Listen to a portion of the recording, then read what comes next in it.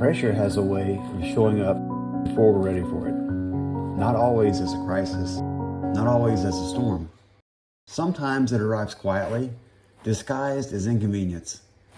This episode wasn't supposed to start like this. Everything was ready, the outline was clear, the morning was quiet. This episode was supposed to be recorded early this morning, clean, efficient, and on time. And then it didn't happen that way.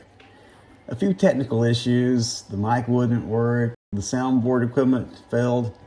Nothing catastrophic, just enough friction to slow things down and force a pause. And in that pause, something familiar surfaced. Welcome back to Summit After the Storm. I'm Bart Wilbanks. I want to tell you about that delay because it turns out it fits perfectly with what this episode was supposed to be about anyway.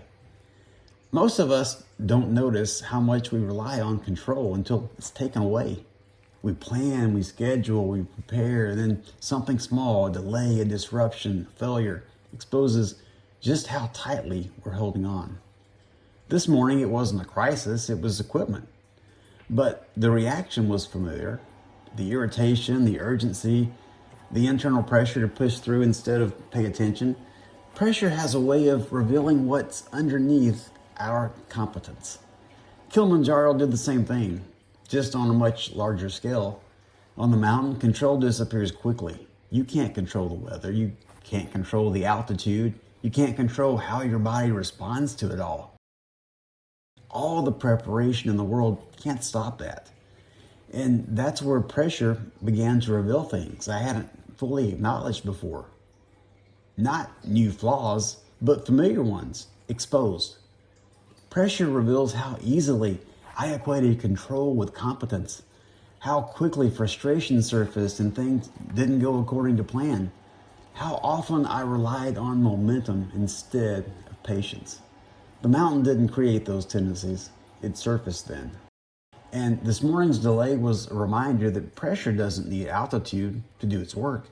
Scripture gives language to this kind of moment. Psalms chapter 139, verses 23 through 24. Search me, God, and know my heart. Test me and know my anxious thoughts. See if there is any offensive way in me, and lead me in the way everlasting.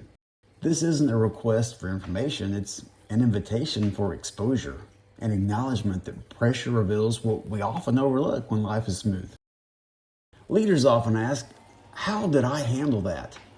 A better question is, what did that moment reveal about me? Because pressure doesn't just test systems, it tests posture.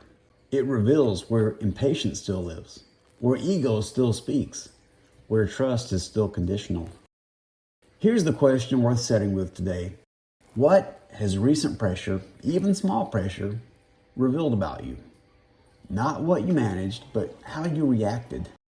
And what might change if you paid attention to that without defending it? Pressure doesn't always arrive to break us. Often it arrives to show us.